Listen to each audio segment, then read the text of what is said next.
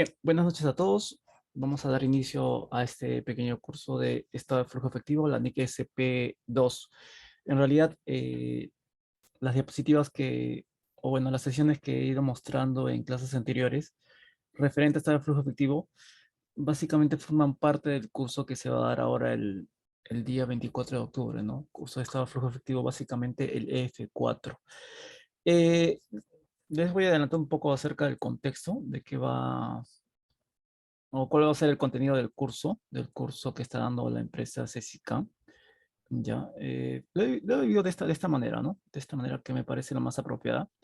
Primero voy a explicar un poco acerca del constructo del modelo contable que tenemos que llevar a cabo justamente para elaborar el flujo efectivo, dar una explicación de la NIC SP2 y entrar a la política contable, ¿no? Ya en clases anteriores les había comentado la importancia de primero establecer una política contable antes de llevar a cabo la serie de registros contables que ustedes realizan, ¿no? Y la serie de reportes que ustedes finalmente preparan, ¿no? Primero establecen claramente su modelo contable, es decir, establecen sus reglas de juego antes de hacer contabilidad.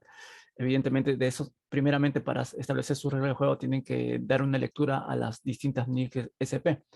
En cada NIC SP van a poder obtener las herramientas necesarias para ustedes poder construir su modelo contable. Finalmente, su modelo contable está construido o ocupado por distintas políticas contables, ¿no? A cada hecho económico en particular tú le aplicas una determinada política contable. Y a través del uso de las cuatro fases que siempre les comento, reconocimiento, medición, presentación y revelación, ustedes capturan los hechos económicos y los presentan en los distintos estados financieros.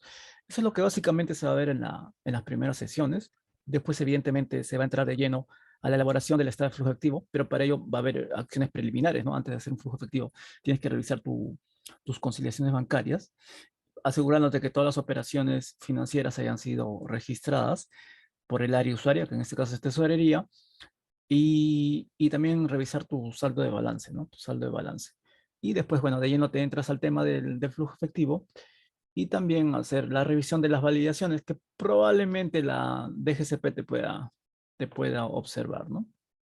Y claro, va a haber un caso práctico en su momento en la cual hago uso del F3 perdón, de un software en Excel. No es un software, no es un aplicativo en Excel.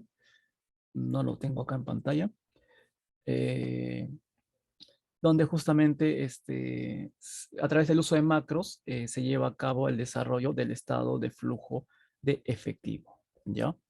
Bien, ¿qué tal, Jorge? Buenas noches, Oscar, buenas noches. Vamos a dar inicio entonces al estado de flujo efectivo desde el punto de vista de la NIC SP2, ¿ya? Desde el punto de vista de la NIC SP2. En realidad no es muy complicado, NIC SP2, estado de flujo efectivo. Toda NIC SP representa una herramienta para que ustedes construyan su modelo contable y este modelo contable tiene que hacer uso de políticas contables. Esta política contable está acá con sus cuatro fases.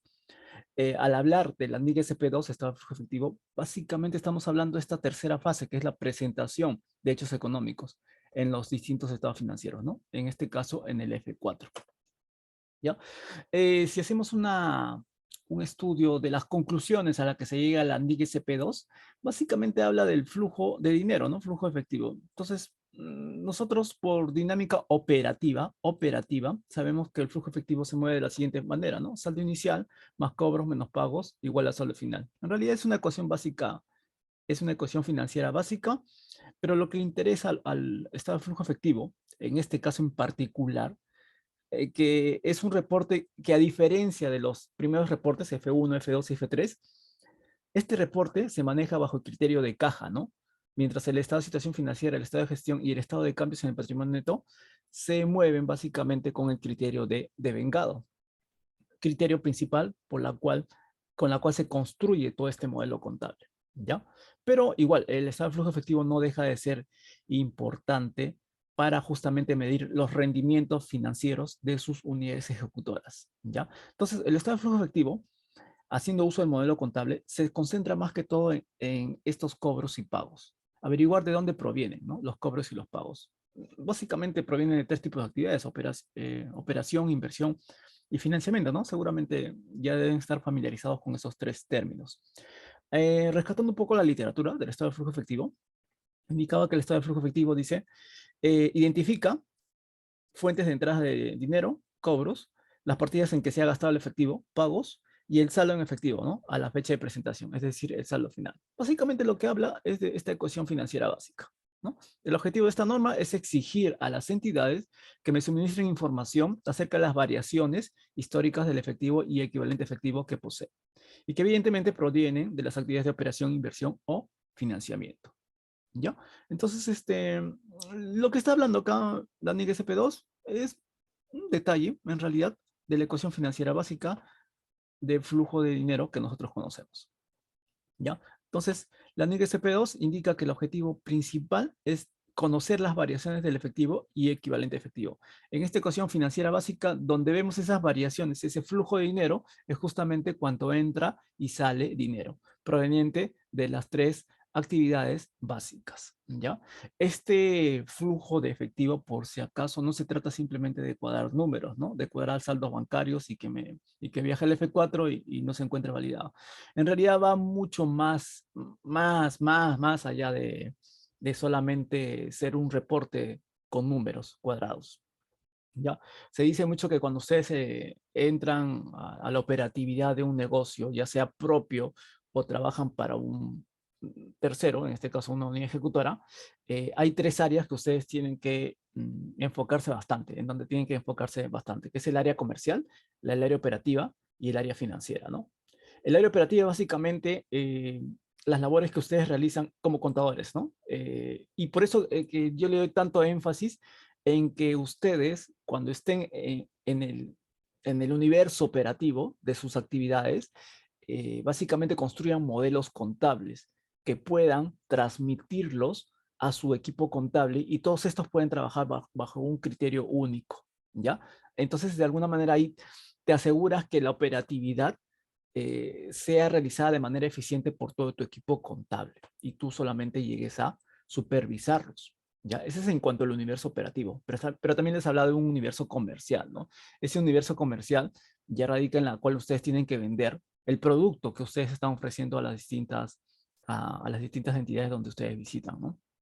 Por ejemplo, yo al hacer cursos de capacitación, en realidad me estoy comerciando, ¿no? En cuanto a los conocimientos, ¿no? Eso amplía tu red de contactos laboralmente hablando, ¿ya? Ese es en cuanto al universo comercial. En cuanto al universo operativo, la importancia de tener un modelo contable. Sí o sí tienes que tener un modelo contable para cualquier entidad donde vayas. Y el otro gran universo justamente es el universo financiero. Ya, el universo financiero que justamente está relacionado con este NIXP de estado de flujo efectivo. ¿De dónde captar dinero? ¿No? Principalmente, ¿de dónde captar dinero? Asumo que ustedes captan dinero principalmente de sus labores como dependientes en una entidad, pero también captan dinero de otras entidades, como son básicamente las entidades financieras. Ahora, sé que ustedes tienen conocimiento acerca de manejar tarjetas de crédito, hacerse préstamos personales o hacerse, no sé, algún tipo de préstamos a largo plazo, como son los préstamos con crédito hipotecario, ¿no? O crédito vehicular, o algún tipo de préstamo a largo plazo con alguna garantía de por medio. Pero finalmente eso forma parte del universo de movimientos financieros que se aplican tanto eh, al ámbito laboral como el ámbito personal también, ¿ya? Ahora, si bien es cierto, le estoy hablando de terminologías operativas como préstamos, ¿no? Actividades de financiamiento, préstamos, no le estoy hablando de lo que uno conoce en la televisión o lo que uno conoce, no sé, cuando se va al banco, en ventanilla, ¿no? Y te dan una tarjeta de crédito, te dan un préstamo a cierta tasa de interés. No, en realidad hay técnicas mucho más precisas que te ayudan a captar dinero sin pagar tantas tasas de interés bastante altas, ¿no? En el caso de actividades de financiamiento. A ver, una vez que ustedes obtienen préstamos, tienen que saber cómo trabajarlo y en qué cosa invertirlo, ¿no? Principalmente en lo que tienen que invertir, y esto lo digo por recomendación propia, tienen que invertir en conocimientos, ¿no? En conocimientos, en ustedes mismos, ¿no? Y estos evidentemente se van a ver reflejados en sus actividades de operación. Es un universo, el financiero es un universo bastante amplio. Justo hoy día se me ha ocurrido hacer ya futuro les seguiré comentando, un curso de flujo efectivo personal, en la cual yo lo uso de manera particular, ¿no? De manera como yo capto dinero de los bancos, sin las tasas de interés que normalmente se dan al público en general. ¿En qué cosas los invierto? ¿No? Actividades de inversión. ¿no? Y cómo opero también, ¿no? Actividades de operación, ¿ya? Entonces, esto no se trata solamente de letras en un papel llamado NIC-SP2, ¿no? Esto es aplicación, esto se trata finalmente de hacer una aplicación real, ¿ya? De estos conceptos. Veamos cómo funcionan estos conceptos de flujo efectivo, ¿ya? Saldo inicial más cobros menos pagos igual a saldo final. Lo único que he hecho acá en este esquema, como ven a continuación, es los cobros y los pagos, todos los cobros y los pagos, los he agrupado en los tres tipos de actividades, ¿no? Operación, inversión y financiamiento. A estos cobros y pagos, lo único que le he agregado es el saldo inicial y evidentemente como resultado me da el saldo final. Saldo inicial más cobros menos pagos es igual al saldo final. Esta es la misma ecuación básica que ven acá, ¿no? Solamente que teniendo una mejor presentación. Presentación, ¿no? Que era lo que inicialmente yo les había hablado acá. Recuerden que estamos diseñando, más que estudiar un flujo efectivo, más que estudiar un NIC SP, lo que estamos haciendo acá es rescatar herramientas que me sirvan para yo poder diseñar mi política contable haciendo uso de estas cuatro fases. ¿Ya? Recién voy ahorita en la parte del objetivo, recién tengo claro el esquema, el esqueleto, cómo se va a presentar los hechos económicos de flujos de entradas y salidas de dinero. ¿Ya? Bien, acá tenemos el flujo efectivo. Este esqueleto que ven acá todo sencillo, la DGCP lo ha presentado de esta manera, ¿no? Flujo efectivo, ahí están, actividades de operación, inversión y financiamiento, cobros, pagos, cobros, pagos, cobros, pagos, y acá está el saldo inicial, finalmente te da el saldo final, ¿no? Creo que es un formato que también ustedes ya lo tienen bastante familiarizado, ¿ya? Entonces, si nos vamos a leer un poco la lectura del flujo de efectivo a lo largo de sus, creo que 52 hojas que tiene, en realidad es bastante sencillo, ¿eh? Bastante sencillo. Lo único que se dedica, el flujo efectivo, la NIGA SP2, es en dos temáticas. La primera temática es identificar la mayor cantidad de cobros y pagos posibles, los cobros y pagos posibles, y lo segundo, en lo segundo que se ocupa es agrupar esta mayor cantidad de cobros y pagos posibles en las distintas actividades, ¿no? Operación, inversión o financiamiento, ¿sí? Basándonos también en el principio o en la cualidad restrictiva de materialidad, ¿no? En base a la materialidad es que la DGCP hizo ese constructo de ideas, ¿no? Se supone que todas las entidades públicas tienen actividades materiales importantes, ¿no? Necesarias para la toma de decisiones, ¿no? En base al flujo operativo, en base a la operatividad, al giro del negocio de cada unidad ejecutora, es que se hace esta presentación a las distintas unidades ejecutoras. Ustedes saben que normalmente las unidades ejecutoras cobran por qué conceptos, impuestos, contribuciones y derechos administrativos, ahí tenemos a la SUNAT, aportes por regulación, que básicamente son los tres ositos, ¿no? OEFA o SINERMIN o ya me olvidé el tercer osito. Cobranza de ventas de bienes o servicios, como ven acá, que normalmente lo hacen casi todas las unidades ejecutoras, ¿no? Que recaudan por la fuente de financiamiento recursos directamente recaudados. Venden bienes, venden servicios y rentas de la propiedad real. Las rentas de la propiedad real son básicamente los intereses que ustedes ganan por todo ese dinero que tienen depositado en la cuenta CUT del Tesoro Público. Después los famosos donaciones y transferencias que reciben de entidades privadas y públicas, ¿no? Al final son esas donaciones y esas transferencias que vienen del privado y del público, son ingresos que recibo sin contraprestación. Acá ya entraría a tallar la NIC SP 23, me parece, ¿no? 23, ingresos de transacciones sin contraprestación. La olvidada NIC SP 23. ¿Sí?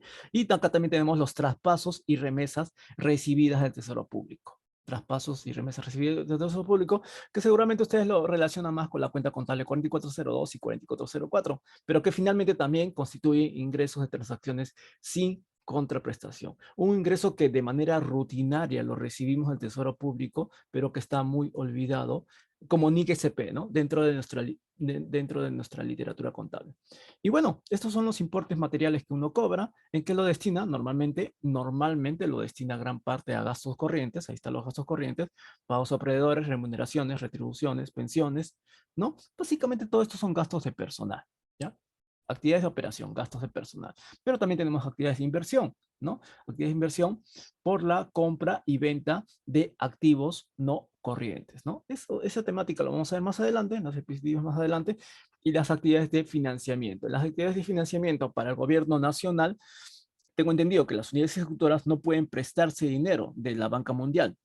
Eso lo hacen a través del Tesoro Público, ¿no? Que finalmente es nuestro intermediario, ¿no? A nivel de todas las unidades ejecutoras del gobierno nacional. ¿sí? Pero del gobierno regional y local, creo que sí tienen la potestad de directamente hacerse préstamos o acudir a préstamos, ya sean nacionales o internacionales, ¿no? Y acá entraría a tallar justamente las actividades de financiamiento, ¿ya? Las actividades de financiamiento. Bueno, este es el esquema desde un punto de vista de la materialidad, característica restrictiva de los estados financieros, que lo van a ver mucho en el marco conceptual. Por si acaso, a lo largo de todos estos estudios que hagamos de las distintas NIGSP, modelos contables, o cualquier tipo de reporte o actividad contable, siempre básense en el marco conceptual. En el marco conceptual básicamente está toda tu estructura, toda tu fortaleza para poder entender las demás normativas o NICS-SP que hay hasta la actualidad. ¿Ya? Entonces, recapitulando, el estado de flujo efectivo básicamente se concentra en eso, ¿no? En identificar cobros y pagos y en clasificarlos en los distintos o en las tres tipos de actividades que ustedes ya conocen. Entonces vamos a ver lo primero, identifico los cobros y pagos. Ahí está, cobros y pagos, ¿sí? Cobros y pagos, vamos a buscar sus orígenes de los cobros y los pagos. ¿En qué se parecen el presupuesto, el PIA, el EP1 con el estado de flujo efectivo? Les puse esta pregunta, ¿en qué se parece nuestro presupuesto versus el flujo efectivo real que manejamos? Porque este fue en realidad las primeras ideas con que hice el constructo de mi estado de flujo efectivo en Excel con macros. Me ayudé mucho justamente del EP1 y del PIA. En realidad, en la parte presupuestal está la clave para poder yo construir mi flujo efectivo, porque el presupuesto es en realidad el planeamiento de cuánto es lo que voy a cobrar y pagar en el año, ¿no? De dónde van a provenir mis cobranzas y en qué cosa voy a destinar ese dinero cobrado, ya sea en gastos corrientes, gastos de capital o servicio de la deuda. Pero finalmente toda esa información este, proyectada de qué iba a cobrar, qué conceptos iba a cobrar y qué conceptos iba a pagar, estaba en mi PIA, estaba en mi EP1, estaba a nivel de clasificadores de manera detallada los conceptos de cobro y pago. Y en realidad ese era mi punto de partida para poder construir mi formato en Excel con flujo efectivo. Y el resto, bueno, fue historia, ¿no? Ya eso lo comentaré más adelante. Pero bueno, como les comentaba, ¿no? ¿Cómo identifico los cobros y pagos? Bueno, los cobros y pagos están acá, justamente, en mi PIA inicial, en mi PIN, donde dice todo lo que voy a cobrar, por qué conceptos voy a cobrar y en qué cosa voy a gastar, ¿no? Que finalmente en algún momento se van a tener que volver real, ¿no? Se van a volver real como ingresos o gastos reales, ¿no? Que ustedes lo controlan normalmente a través de la cuenta 85 y la cuenta 86, contablemente hablando, ¿no? Ingresos recaudados. ¿Cuándo un ingreso se vuelve real? Cuando se recauda. ¿Y cuando un gasto se vuelve real? Cuando se devenga, ¿no? Acá es donde nacen en realidad la cuenta 85 y la cuenta 86, que lo relacionan ustedes con su EP1, ¿no? Estado de ejecución presupuestaria. Y bueno, este real, estos ingresos y gastos reales, finalmente, de alguna manera, se van a ver reflejados en el F4, en el estado de flujo efectivo. Estos ingresos reales recaudados se van a ver acá justamente en los cobros. Los gastos que están devengados, evidentemente, van a tener que ser girados al proveedor para que se vean reflejados acá en la columna de pagos del estado de flujo efectivo. No hay la necesidad de que ese pago se vea reflejado o depositado en la cuenta corriente del proveedor. Basta que ustedes le giren al proveedor para que lo reflejen el pago en el estado de flujo efectivo. ¿Ya? Entonces, estos tres reportes, el PIA, el EP1 y el F4, tienen una pequeña peculiaridad, que es que están construidos sobre la base de caja. Por eso que también hay bastante distorsión entre nuestra contabilidad propiamente dicha con la parte presupuestal, ¿no? Muchos nos guiamos de hacer el compromiso de vengado, giro y pago, ¿ya? Y sobre ese constructo de ideas vamos armando nuestra contabilidad, ¿no? Lo cual está mal, ¿no? Lo cual está mal. ¿Por qué? Porque el compromiso de vengado, giro y pago básicamente sirve para eso, ¿no? Para pagar. Y el determinado y recaudado en los ingresos básicamente sirve eso, para recaudar. Pero es para efectos presupuestales, para ir controlando mis cobros y mis pagos sobre este principio de caja, perdón, caja. Pero el modelo contable del que tanto les hablo desde un inicio es construirlo sobre el criterio de devengado, ¿no? Entonces, mal hacemos si nos guiamos nuestra contabilidad o encajonamos nuestra contabilidad a las fases de ingreso o de gasto, ¿no? Determinado, recaudado, compromiso, devengado, giro y pago. Mal lo haríamos. ¿Ya? El F4 es el único de los 4 reportes financieros que no se construye sobre la base de devengado, sobre la base de devengado. ¿Hasta acá se entendió los breves conceptos referente al flujo efectivo? A ver, antes de seguir continuando, de paso para saber si están atentos. ¿Sí? Jaime, Oscar, ¿se entendió hasta el momento? Jorge, buenas noches. Betty. A ver, vamos a pasar lista, vamos a pasar lista para ver si estamos todos presentes. Andrés, buenas noches. Ángela, ¿qué tal? Buenas noches. Betty, gracias por venir. Jaime, Javier, Jorge Cueva. Jorge, ¿qué tal? Buenas noches. Magali, Magali, ¿qué tal? Ofelia, buenas noches, bienvenida.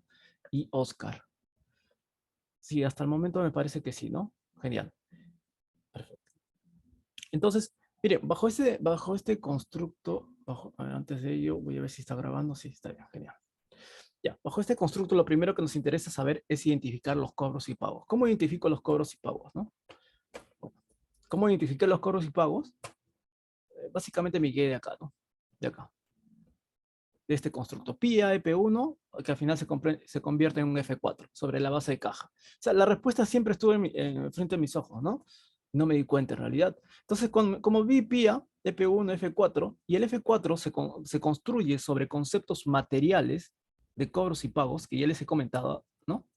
Conceptos que ven acá, materiales, dije, y una vez me puse a pensar, ¿no? ¿Dónde he visto estos conceptos? Impuestos, contribuciones, derechos, aportes por regulación, venta bien. Me parece haberlo visto antes, me dije, ¿no? En su momento, hace unos, creo que 5 o 6 años atrás.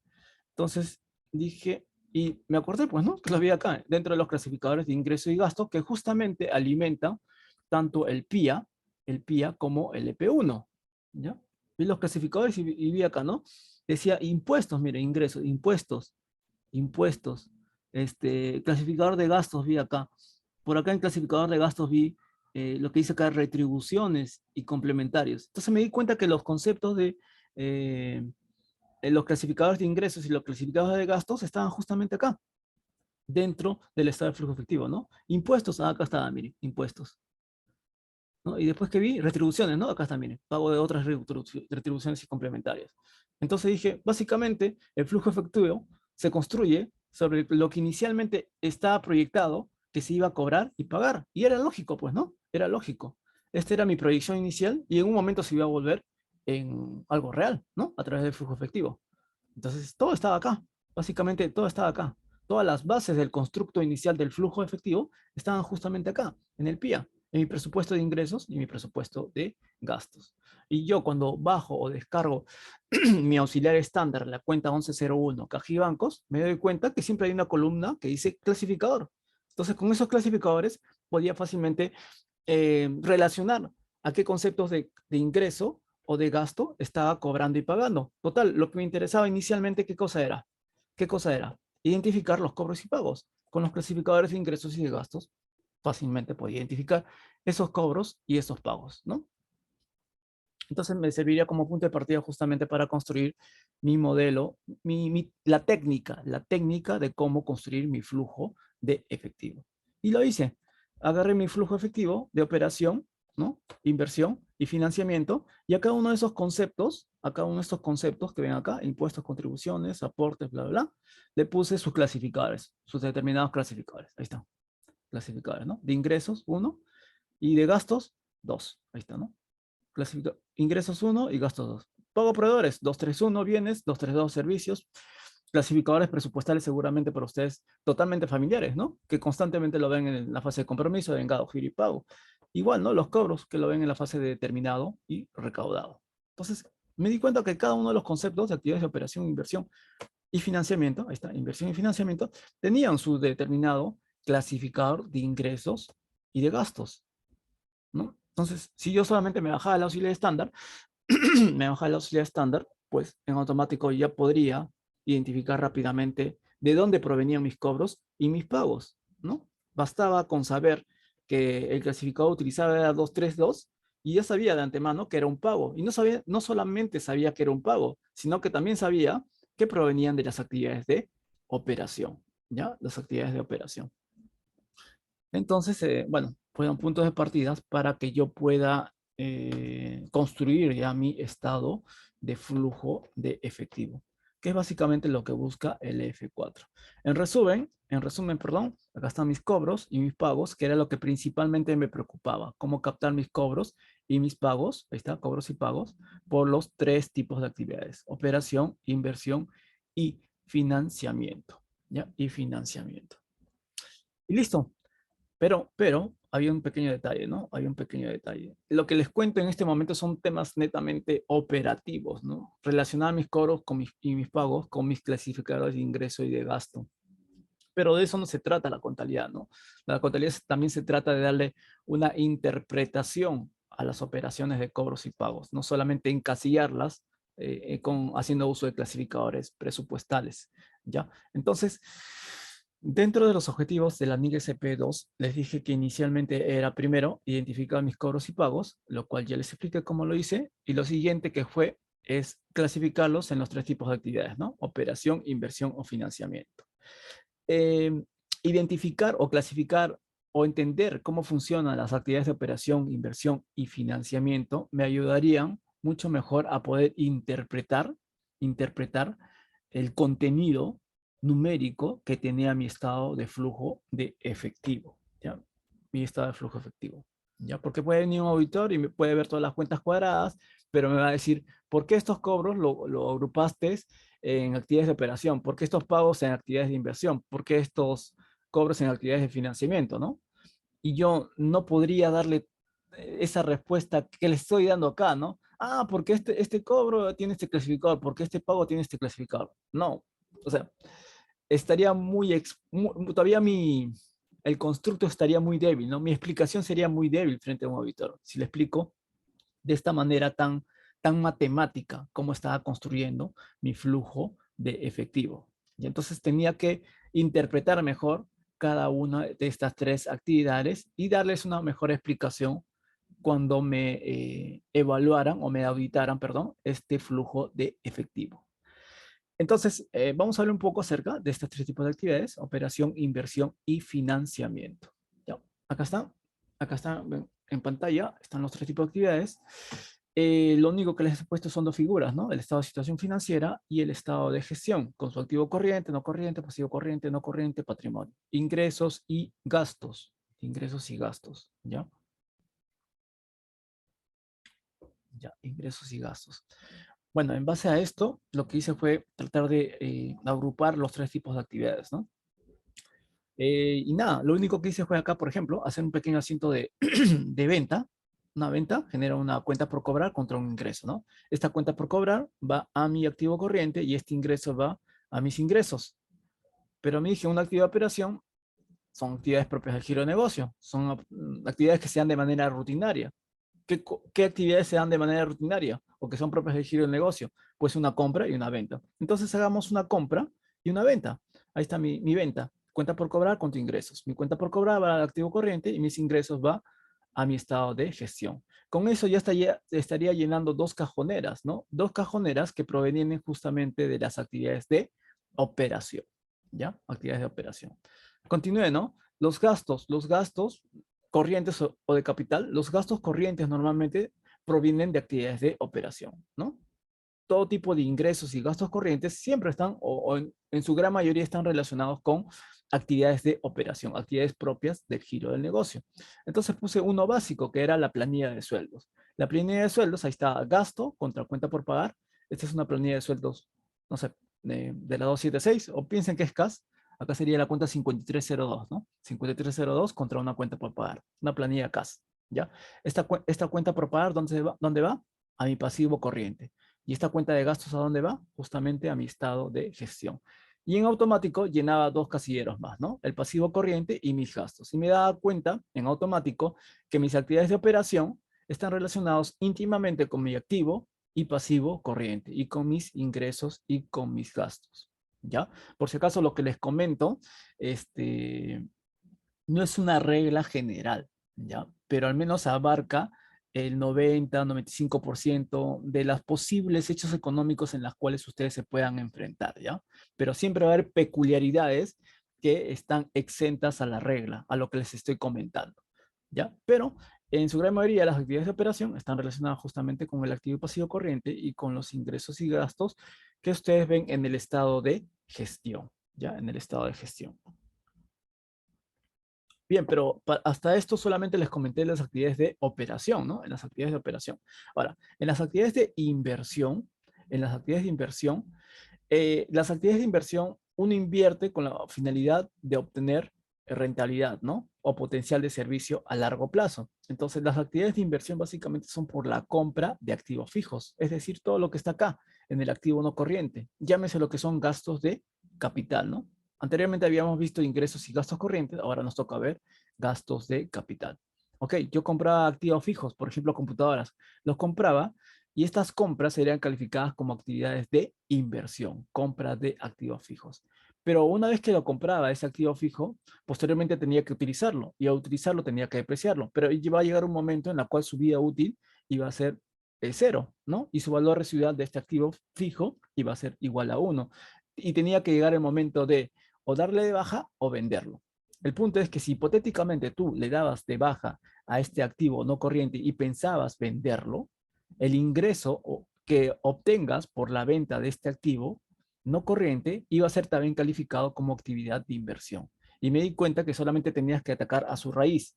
O sea, si el origen es una actividad de operación, su consecuente también es una actividad de operación, ¿no? Si el origen es una actividad de inversión, su consecuente también es una actividad de inversión. ¿Cómo? Si compro activos fijos, actividades de inversión. Si los vendo, actividades de inversión.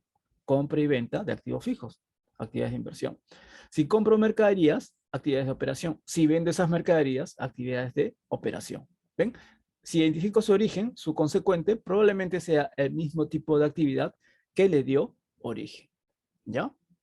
Entonces, había cogido en este caso ya las actividades de operación y las actividades de inversión. ¿Qué me quedaba? Lo único que me quedaban eran estas dos cajoneras vacías.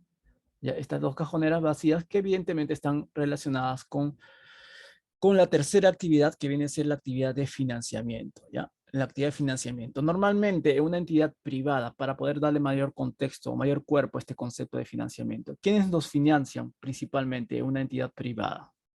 Actividades de financiamiento, acá en el pasivo corriente y acá en el patrimonio. ¿Quiénes nos financian? A ver, los leo, colegas. ¿Qué pasa para saber si están ahí? ¿Quiénes nos financian principalmente? Pasivo no corriente y patrimonio. ¿Mm?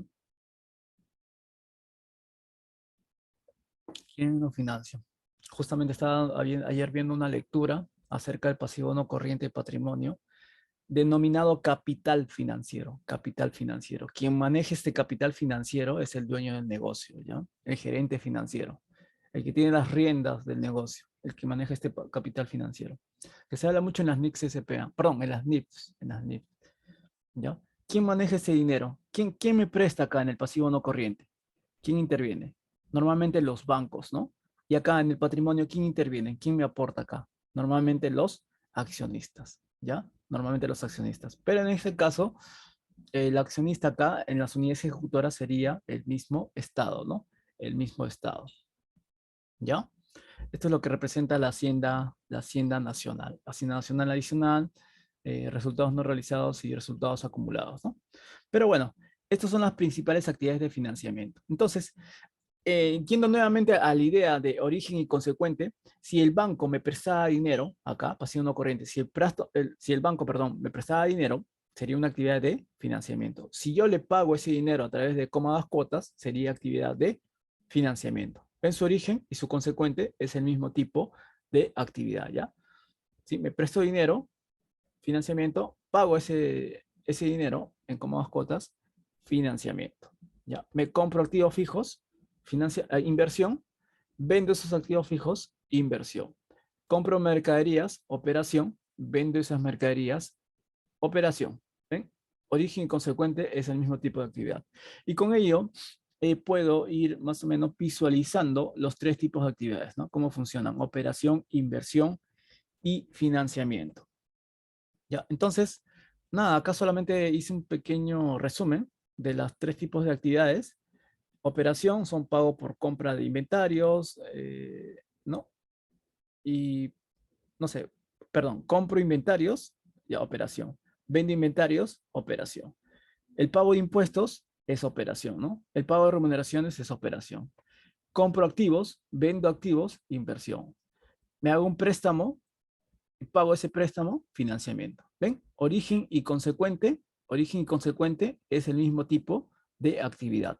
Las actividades de operación normalmente están ligados con los gastos corrientes, ¿no? Las actividades de inversión normalmente con gastos de capital y las de financiamiento con servicio de la deuda. O casualidad, esto de acá, que ven, gastos corrientes, gastos de capital, servicio de la deuda, es básicamente que presupuesto, ¿no? Son conceptos presupuestales. El presupuesto finalmente está ligado con la ejecución, ¿no? La ejecución, ¿dónde se ve? En el F4. El presupuesto, ¿dónde se ve? En el PIA y en el EP1. ¿Ven? Entonces, todo tiene relación. Mi presupuesto con mi F4 tiene mucha relación. ¿Por qué? Porque ambos conceptos, ambos modelos, como han sido estructurados, se basan sobre el criterio de caja. Por eso que son iguales. Pero solamente funciona la comparación cuando haces esa comparación con ambos modelos, ¿no? Por el criterio de caja. Pero si tu presupuesto lo comparas con el criterio de vengado, probablemente no obtengas un buen resultado. ¿Ya? Probablemente no obtengas un buen resultado. ¿Se acuerdan que dentro de la DGCP hay una conciliación del EP1 versus el F2? ¿Recuerdan? En la DGCP, cuando presentan sus estados financieros, ustedes, a la DGCP. Sí, a ver, me confirman cuando presentan sus estados financieros mensuales o trimestrales, ¿no? Trimestrales, semestrales y anuales. Más que todo trimestrales. Hay una conciliación, ¿sí o no? Entre el EP1 versus el F2. Particularmente, no sé por qué realizan ese tipo de conciliación, porque el EP1 está construido sobre el criterio de caja y el F2, ingresos y gastos, ¿no? Está construido sobre el criterio de vengado. Entonces, ¿cuál sería la finalidad de cruzar esos dos importes, ¿no? Si están construidos sobre bases totalmente distintas. Yo sé que finalmente es para detectar diferencias, pero ¿por qué? ¿Por qué tendríamos que detectar diferencias? O sea, ¿qué tan útil me serviría esa información de detectar diferencias, ¿no? Entonces pienso que ese modelo, probablemente, sin temor a equivocarme, ese EP1 versus F2, en los próximos años se ha retirado justamente de estos reportes que se presentan trimestral, semestral y anualmente. ¿Ya? Bien. Una pregunta acá. ¿Los pagos de sentencias judiciales, ustedes cómo lo califican? ¿Operación, inversión o financiamiento?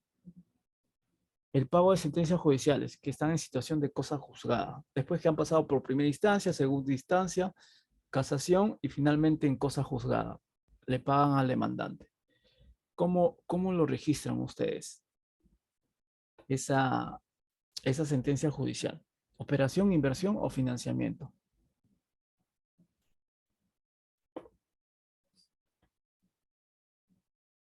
Operación, ¿no? Operación. Genial, operación. Y justamente aprovechando el modelo de flujo efectivo, disculpen que retroceda unas hojas, acá está. ¿Y por qué en el flujo efectivo no está el pago de demandas judiciales? ¿Por qué? ¿O se olvidaron? ¿Qué pasó? Yo hice justo en clases anteriores, hablé un poco acerca del marco conceptual y de la evaluación de la incertidumbre, ¿no? Y justamente les comentaba que la contabilidad no registra incertidumbre, solamente cosas ciertas, hechos pasados, hechos económicos que ya pasaron, no hechos que puedan pasar, ¿no? Y justamente les saqué un reporte del diario Gestión, en la cual decía que más de 50.000 millones de soles de procesos judiciales están en una situación de incertidumbre, por lo tanto eran registrados como, eh, como pasivos contingentes, ¿no? Y lo registran en cuentas de orden, ¿no? En notas de los estados financieros. Pero también había un cierto porcentaje, creo que era un 14% del total de las demandas, que ya estaban en situación de cosa juzgada, en situación de cosa juzgada. Mi pregunta es, si representan finalmente esas demandas, representan salidas de dinero, ¿por qué no se reflejan acá en el estado de flujo efectivo? ¿O qué les falta? Claro, ustedes me indicaron que lo registrarían acá en actividades de operación, ¿no? Actividades de operación. Lo podríamos poner acá, ¿no? Dentro del rubro otros. Pero ¿por qué no tiene, o por qué no se ha ganado ese privilegio de tener acá un rubro aparte, las demandas judiciales? ¿Por qué cree? ¿O qué creen que se deba? Justamente porque este modelo ha sido construido sobre los principios o las características cualitativas principales que son eh, la relevancia y la representación fiel, pero principalmente la relevancia, ¿ya? Relevancia. Esta relevancia está relacionada mucho con la característica restrictiva que se llama materialidad, ¿no? Y evidentemente, nosotros como unidad ejecutora no nos dedicamos a pagar demandas judiciales, ¿no? ¿Sí? Por eso que tampoco no hay un rubro específico acá para el pago de demandas judiciales, porque no es nuestro rubro pagar juicios. Por más que perdamos, ¿ah? Por más que perdamos constantemente, no es nuestra operatividad estar pagando juicios. Eh, en realidad la información no nos sería útil por el momento, salvo que esas demandas judiciales que ahora, a la fecha, según lo que comentó el diario de Gestión y en previas conversaciones con el contador de la DGCP, suman casi 50.000 millones de soles. O sea, representan algo de 50 billones de soles. 50 billones de soles. Es mucho dinero.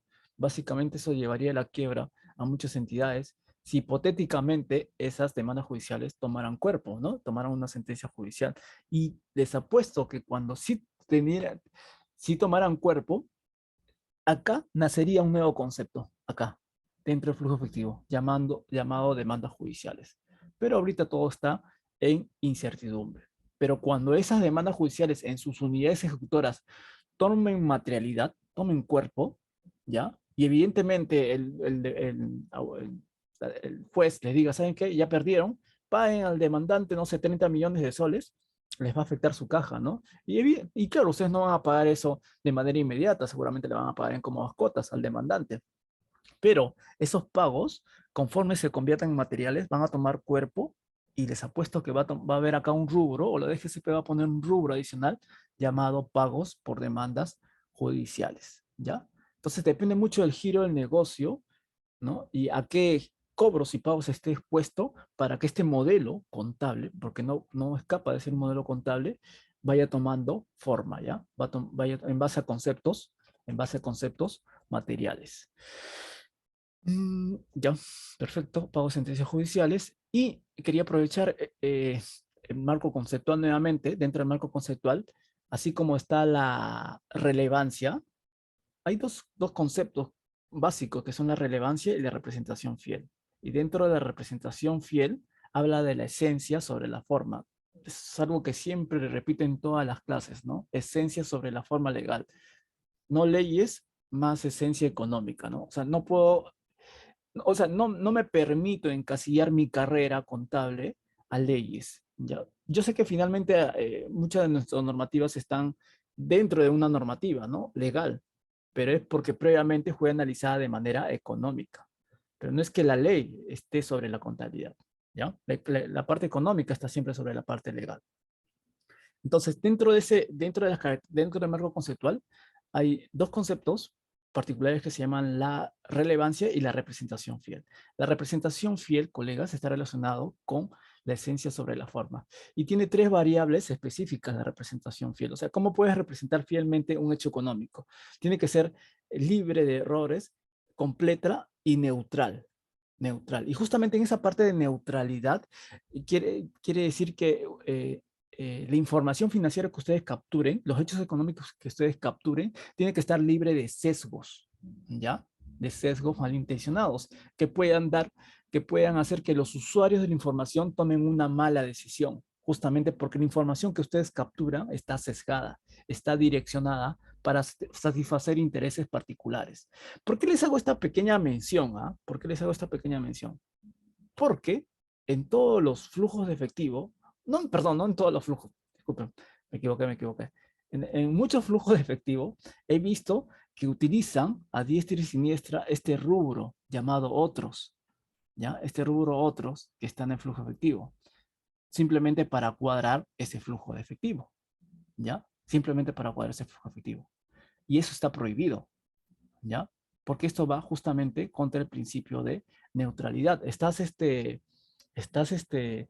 cuadrando el reporte solamente para que puedas librarte de este reporte y lo mandes a la DGCP, ¿no? Y la DGCP no te valide, porque ustedes saben que el sistema de la DGCP no valida este rubro otros, y por algo les pone acá entre paréntesis nota, Si es otro, explícame por qué lo pones en el rubro otros. ¿Saben por qué en ese rubro otros le ponen entre paréntesis nota? Porque en realidad todas las operaciones de cobros y pagos de las unidades ejecutoras a la fecha ya están plenamente identificadas. Ya no hay nada que descubrir, o, no, o bueno, no hay mucho que descubrir en la operatividad diaria de las unidades ejecutoras, como para que aparezca un pago, no sé, X, ¿no? Como el que les dije, ¿no? El pago de demandas judiciales. Entonces, si hubiera ahí un cobro o un pago X no identificado que no está dentro de esos conceptos, pues explícamelo, ¿no? A través de una nota, haciendo uso de rubro otros. Pero no es una cuenta cuadre, ¿ya? Porque si no irían en contra justamente de la neutralidad. Esta información estaría sesgada por el simple hecho de usar ese rubro para cuadrar tu estado de flujo de efectivo, ¿ya? Tu estado de flujo de efectivo. Decía comentar algo más de este temilla, se me fue la idea. Pero bueno, ya me iré acordando. Ya entonces mucho ojo con este rubro de otros. Entonces, nada, con este precedente del estado de flujo efectivo, solamente he rescatado algunos conceptos del marco conceptual que se ven reflejados en este reporte financiero, ¿ya? En este reporte financiero. Bien, les había comentado inicialmente que la NIC SP2 se concentra más que todo en identificar cobros y pagos y agruparlos en los tres tipos de actividades. Ya lo hemos visto, ¿no? Ya lo hemos visto cada uno de esos conceptos. Ahora nos toca un poco interpretar el estado de flujo de efectivo. Ya. Todo estado de flujo efectivo, finalmente, como está contenido dentro de la NIC SP2, la NIC SP2 contiene herramientas y lo que nos toca hacer es justamente extraer esas herramientas de cada NIC SP, haciendo uso de estas cuatro fases, ¿no? Que tanto siempre les comento: reconocimiento, medición, presentación y revelación. En este momento vamos a ver justamente la fase de reconocimiento. Reconocimiento. Estas son las fases que en realidad nos deben interesar para construir el modelo contable. Más que las fases de determinar el recaudado, compromiso de vengado, giro y pago, no nos sirven de mucho porque está construido sobre una base de caja. ¿Ya? Estas fases están construidas sobre una fase o un criterio, perdón, de vengado. ¿Ya? Empecemos entonces con el reconocimiento. Bien, estamos ahí en el tema de reconocimiento y en el reconocimiento vamos a extraer un poco acerca de la literatura de la NIC SP, de la NIC SP2. Miren, en reconocimiento lo que se hace más que todo es darle nombre y apellido a un hecho económico. En este caso, los hechos económicos relacionados con el flujo efectivo solamente son dos: cobros y pagos. Vamos a tener que reconocer o darle un nombre y apellido a ese hecho económico, ¿ya? Llamado caja y bancos, flujo efectivo. Bien, veamos un poco acerca de las definiciones recogidas de la NIC SP2. Efectivo comprende tanto el efectivo como los depósitos bancarios. Equivalentes efectivos son inversiones a corto plazo de gran liquidez que son fácilmente convertibles en dinero en efectivo, ¿no? Al corto plazo. ¿Ya? Por ejemplo, cuando tú tienes, no sé, depósitos a corto plazo en el banco, fondos mutuos, ¿no? A 3, 6, 8 meses, 12 meses, ¿no? En la cual sacas una rentabilidad del 1, 2%. Ese es dinero que si en un momento quieres retirar al banco, el banco al toque te va a dar ese dinero. Y tal vez con un poquito de interés, ¿no? Con un poquito de interés.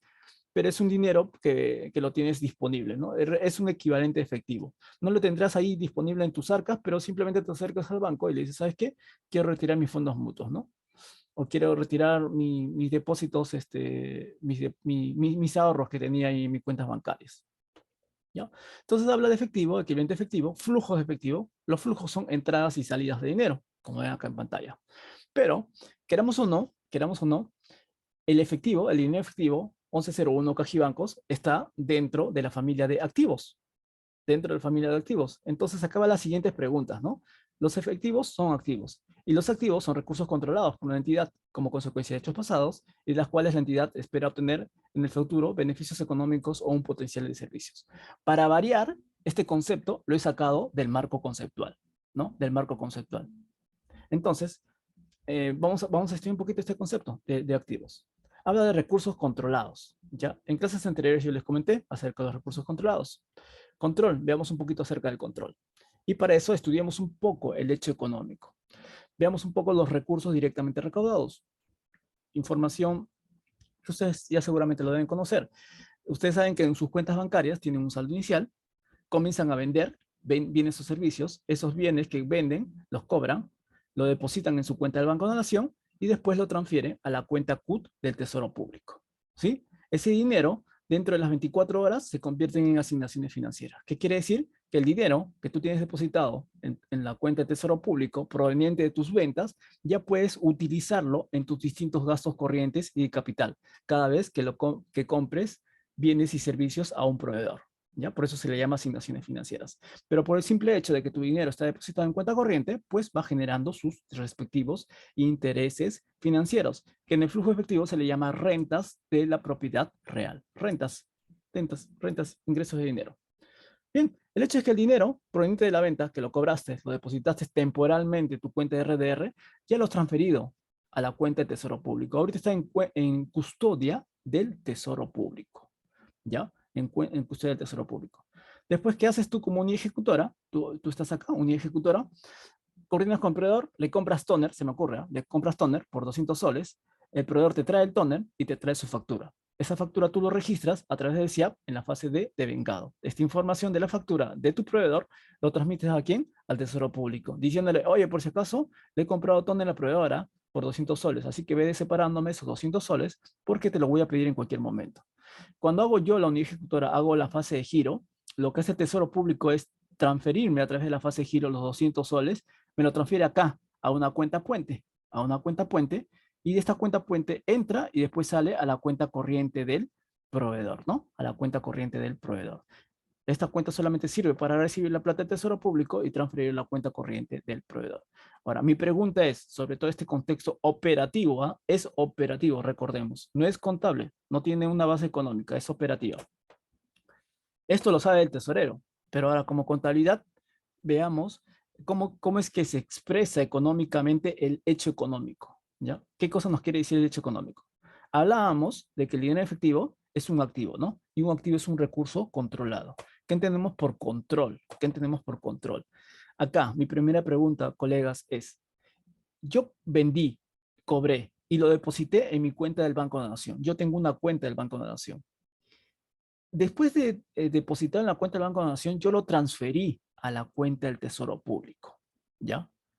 Yo le transferí a la cuenta del Tesoro Público. Mi pregunta es, cuando el dinero se deposita inicialmente en mi cuenta del Banco de la Nación, ¿tengo o no tengo control?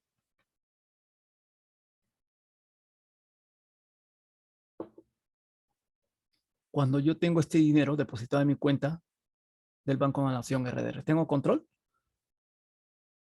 Probablemente que sí, ¿no? Lo tengo acá en mi cuenta corriente, depositado en mi cuenta corriente. He cobrado en efectivo y lo deposité en mi cuenta corriente. Tengo el control. Mi pregunta es, una vez que retire este dinero y lo transfiera a la cuenta CUT y ponga mi dinero en manos del Tesoro Público, ¿he perdido o no he perdido el control?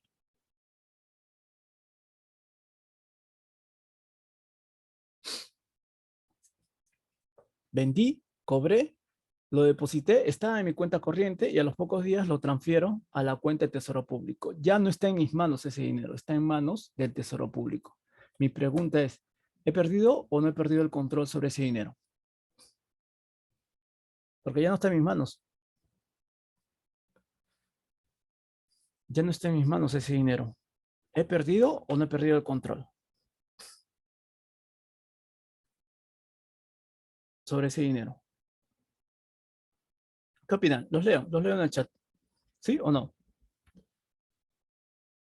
¿He perdido o no he perdido el control sobre ese dinero que ya no está en mis manos?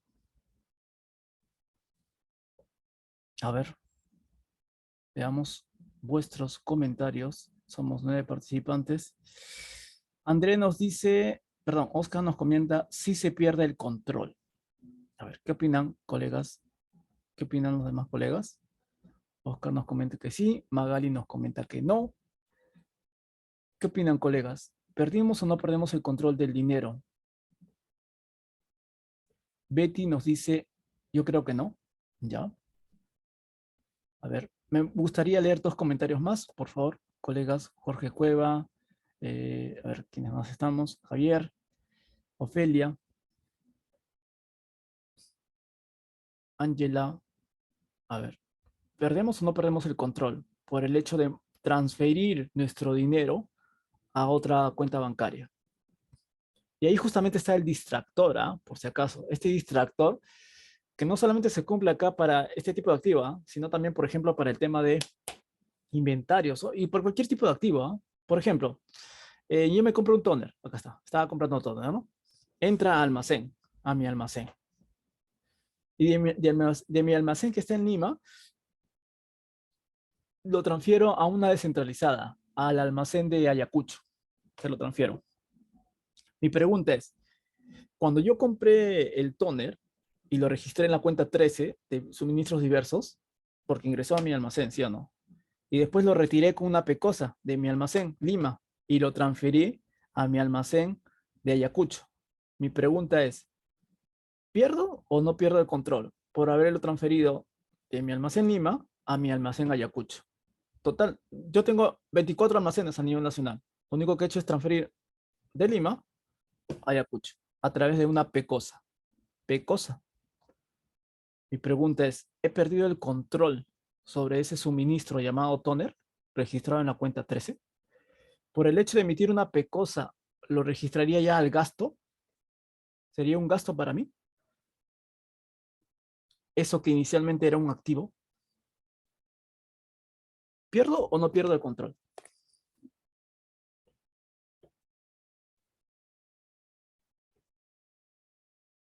¿Qué opinan?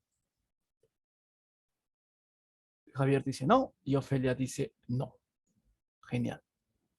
Y bueno, respondiendo a la pregunta, acá habla que los activos son recursos controlados por una entidad, pero no se refiere a ese control que hay en libros bancos, ¿no? Que lo registro acá cuando entra y lo registro acá cuando sale. No, no se refiere a ese tipo de control. O cuando el almacenero registró con su guía de remisión la entrada en su Cardex y la salida con su PECOSA. No se refiere a ese tipo de control operativo, ¿ya?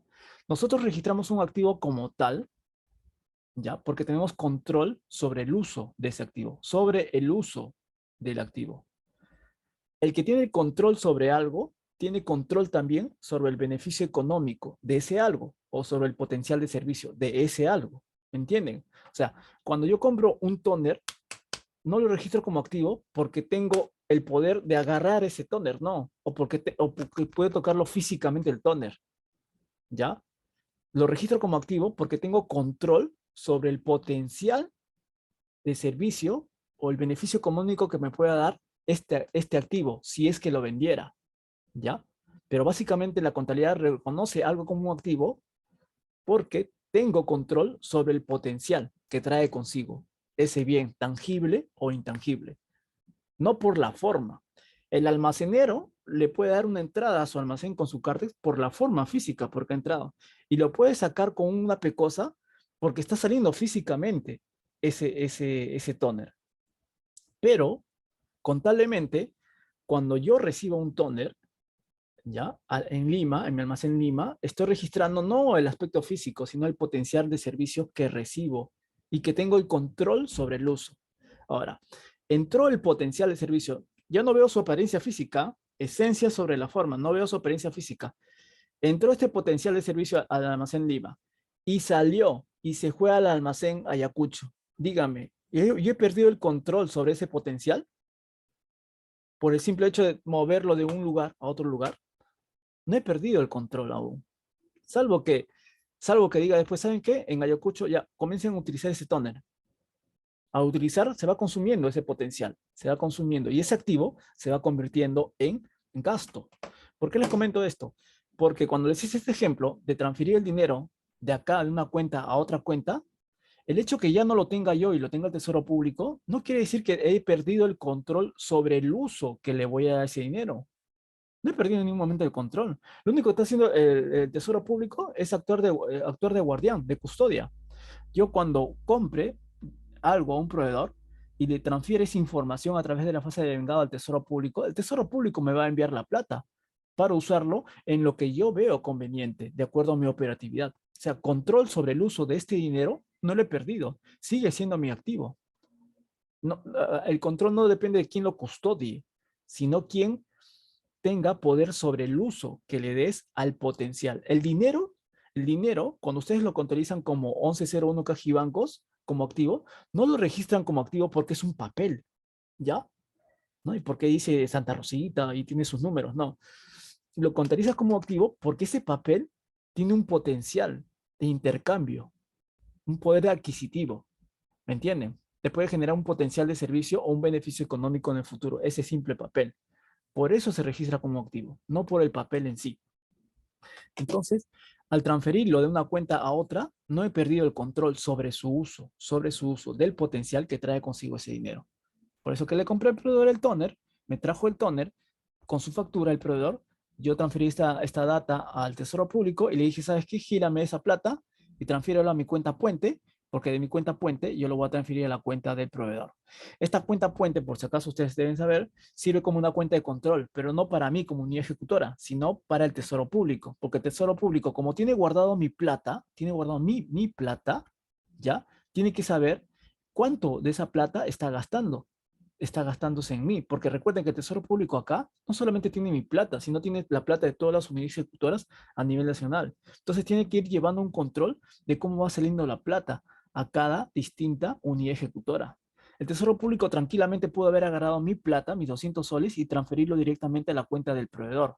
Pero si hiciera eso, perdería el control del dinero que está saliendo, porque no sabría en qué unidades ejecutoras está utilizando su dinero. ¿Sí? Si manda directamente la plata a la cuenta del proveedor, cuando vea su extracto bancario, va a haber salidas a cuenta de los proveedores. ¿Y cómo podría saber en qué unidad ejecutora está utilizando el dinero? Entonces el Tesoro Público le pide a cada unidad ejecutora que cree una cuenta puente, una cuenta de control para el Tesoro Público, para que previamente le envíe esa plata a la unidad ejecutora y esta a los pocos segundos viaja a la cuenta del proveedor. Por eso que cuando ustedes piden el, piden el extracto bancario, este extracto bancario de la cuenta puente, ven un montón de entradas y salidas, ¿sí o no? Entra y sale dinero. Y esta cuenta, al final del día, queda con saldo cero.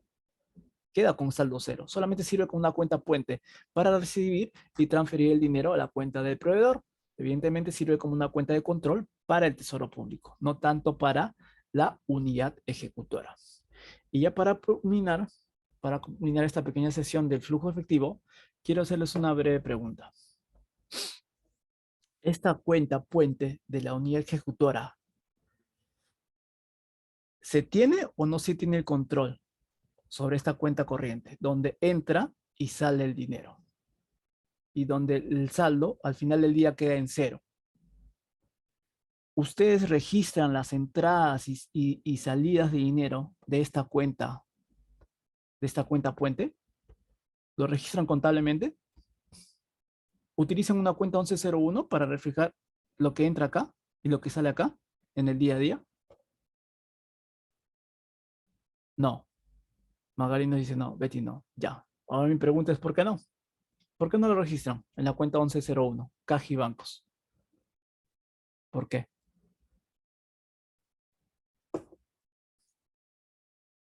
¿Por qué sería? ¿Por qué sería? Control. Control sobre el uso. ¿Tenemos control sobre el uso de este dinero? Este dinero apenas sale del Tesoro Público y entra acá solamente para decirnos hola. Apenas entra, a los pocos segundos sale y se va a la cuenta del proveedor. Solamente lo vemos entrar y salir. Mi pregunta es, ¿yo tengo control sobre esta cuenta corriente? Yo, como unidad ejecutora, ¿tengo control? O sea, el Tesoro Público hipotéticamente puede transferirme 200 soles y quedarse acá estancado y yo gastármelo en otra cosa que no sea el pago del proveedor. ¿Tengo control sobre lo que entra y sale acá, en esta cuenta corriente? Control sobre su uso, ¿ah? Me refiero. Control sobre su uso. No, no, evidentemente que no. No es un fondo de libre disponibilidad, característica particular y diferencial que da forma a la cuenta Cajibancos 1101. ¿Me entienden? No tenemos control acá. No tenemos ningún tipo de disponibilidad de estos fondos efectivos. Por lo tanto, esto no entra al estado de flujo de efectivo, ¿no? Pero sí, esto de acá. Sí, esto de acá. Todo lo que entró acá. Las transferencias de dinero, por si acaso, de una cuenta a otra, tampoco entran en el flujo efectivo. ¿Por qué no entran? Porque el flujo efectivo lo que busca, ¿qué cosa es? Lo que busca es cobros y pagos. ¿De dónde provienen los cobros y pagos? Las transferencias que hayan entre mis cuentas bancarias no reflejan nada. Solamente reflejan que el dinero se mueve de un lugar a otro, pero sigue estando dentro de mi unidad ejecutora. Entonces las transferencias no entran en el flujo. Lo que me interesa es de dónde vino, o sea, de qué parte de afuera vino, ¿sí? Y a qué parte de afuera se va. Eso es lo que busca el flujo. Pero las transferencias internas dentro de mi ejecutora no me interesa. No me sería útil, pues, ¿no? La información. Ustedes dirán, sí, pues, Jody, pero recuerda que entra en cuenta bancaria y pasa a otra cuenta bancaria. Sí, pues, pero eso es un control operativo, eso lo hace tesorería. Para mi modelo contable, esa información a mí, como contabilidad, no me sirve. No me sirve información útil para la toma de decisiones. Marco conceptual nuevamente. ¿Ya? Bien, colegas. Nada, eso era lo que previamente quería comentarles sobre esta pequeña parte del curso de flujo de efectivo, NIC SP2. Este, ya seguramente en el transcurso de la semana les voy a mandar otra invitación para continuar con las siguientes fases, ¿no? Porque recuerden que solamente hemos visto reconocimiento, nos falta medición, presentación y revelación del flujo efectivo, ¿ya? Del flujo de efectivo. Y nada, también dentro del grupo de WhatsApp les voy a ir mandando la invitación para el curso que está organizando la empresa Cecicam de flujo de efectivo, en donde es más completo, ¿no? Hablamos acerca de políticas contables, modelos contables, las NIGCP, el desarrollo de algunos flujos efectivos de las unidades ejecutoras que se presenten, ¿no? A este curso que está generando el CECICAM. Desarrollo, ¿no? Desarrollo oral. En realidad es un flujo efectivo, es un programa que yo utilizo siempre en mis presentaciones a la DGCP de manera trimestral. De lo último que se deben preocupar con ese programa es que el flujo les cuadre, ¿no? Porque les va a cuadrar. Y evidentemente y está amarrado con las validaciones que le da la DGCP. Pero como les dije inicialmente, ¿no? El flujo no se trata de romper validaciones o de llenar cifras en un papel para que cuadre, ¿no? Sino de darle una interpretación de de cómo funciona el flujo efectivo, ¿no? También ya más adelante les voy a dar un pequeño curso acerca de cómo yo manejo de manera personal mi flujo de efectivo, haciendo uso de actividades de operación, inversión y de financiamiento. Cómo ustedes deben manejar el financiamiento de entidades externas, ¿no? Principalmente los bancos, llámese con tarjetas de crédito, préstamos bancarios. No se asusten con los intereses, ¿ah? Los intereses para las personas que van el día a día, evidentemente te cobran tasas del 10, 12, 15, 18%, ¿no? Pero si conoces las técnicas adecuadas, probablemente pagues 3%, 2%, 1% o hasta 0%. Pero eso necesita de explicar mayores antecedentes, ¿no? En cuanto a cómo financiarte en tus operaciones diarias, ¿no? Estoy hablando básicamente de actividades de financiamiento. ¿En qué invertirlas? Bueno, depende mucho de tu perfil de riesgo, ¿no? Cuánto quieres arriesgar. Evidentemente, mayor riesgo, mayor rentabilidad. Yo prefiero invertir en inmuebles, ¿no? Mi rentabilidad es mucho mm, más moderada, pues, ¿no? Esas son actividades de inversión. Y actividades de operación, ¿en qué operas, no? ¿De dónde obtienes tus ingresos principalmente? Bueno, pueden ser tus centros de labores, ¿no? Pueden ser tus capacitaciones. Depende en qué rubro te encuentres, ¿no? Depende mucho también cuál es tu número, ¿no? ¿A cuánto quieres apuntar, ¿no? ¿Cuál es tu cifra? O sea, ¿cuánto quieres ganar finalmente, ¿no? Y en realidad eso trata de un proyecto a largo plazo, ¿no? Un proyecto largo. Primero haz tu planeamiento. ¿Por qué creen que las entidades públicas primero tienen un planeamiento, ¿no? De su PIA, EP1, porque ahí están los números a donde quieren apuntar, ¿no? ¿Cómo quieren cerrar a fin de año? ¿Con qué cifras quieren cerrar? ¿Con qué saldo quieren cerrar? ¿No? Para que seguir continuando sus operaciones a largo plazo. Y eso aplica también en nuestras finanzas personales, ¿ya? Y si hacen ese orden, ese PIA, EP1, así como lo hacen todos los días en sus entidades públicas, si lo aplican a su vida diaria, tengan la plena seguridad que con mucha paciencia y de acá a 10 y 20 años, porque en realidad esto requiere mucha paciencia, construir un patrimonio requiere paciencia, tengan la plena seguridad que tranquilamente van a tener un buen patrimonio de acá a 10, al menos a 10 años, ¿no? Un patrimonio en la cual les permita tener una libertad financiera. Está muy mal utilizada ese concepto, ¿no? Pero que finalmente les pueda servir para sus finanzas personales, ¿ya? Recuerden que la contabilidad es el lenguaje de los negocios. Por eso que siempre les hago mención a todos estos conceptos del día a día. Bien, nada más por decir, colegas. Espero les haya gustado la presentación del día de hoy. A ver, vamos a ver. Y Magali nos comentó que podría aperturar el curso de integración contable, ya tendrá fechas. Sí, ahorita justo recién todavía estoy moldeando el syllabus, ya en esta semana o la otra semana ya les estaré dando preavisos de cómo va a ser el curso. Lo que ven acá, lo que vemos acá, cuando les hablo de modelo contables y política contables, básicamente lo que les hablo es de doctrina, ¿no?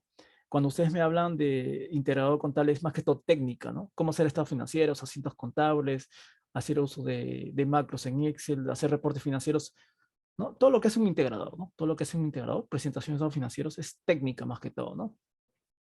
Y, y nada, ahorita estoy tratando de estructurar qué, qué conceptos debe tener en cuenta un integrador, ¿no? Les puedo enseñar las técnicas, pero tampoco no quiero llegar al punto de robotizarlos, de decir, ¿sabes qué? Toma acá los programas y comienza a hacer tus estados financieros, ¿no? Yo cierro mis estados financieros, por ejemplo, en un par de horas, ¿no? No me toma mucho tiempo, ¿eh? Cuando alguien me llama a una municipalidad, mi récord ha sido en 35 minutos, cerrar todo un balance anual, presentación anual, haciendo, porque no tienen mucha data, ¿no? Y ahí tengo unos programitas de cierre contable anual, que los utilizo también de manera trimestral, pero de nada me sirve darles programas y, oye, basen toda la información de la usualidad estándar y cierren, ¿no? Sin saber el contenido de esa información. Y quieramos o no, la base principal para entender todo eso es el marco conceptual. Después ya llegan de manera progresiva el estudio de las NICS SP. Nada, colegas, les agradezco su atención, su participación sobre todo este día sábado, y voy a estar colgando el video y también les iré informando de los próximos cursos que esté dando la empresa de CCK. Que tengan todos muy buenas noches y gracias a todos nuevamente por su participación. Gracias, Jorge, Javier, André, Angela, Betty, gracias, buenas noches. Javier, Jorgito, Ofelia, ¿qué tal? Bienvenida y buenas noches también. Buenas noches, Oscar.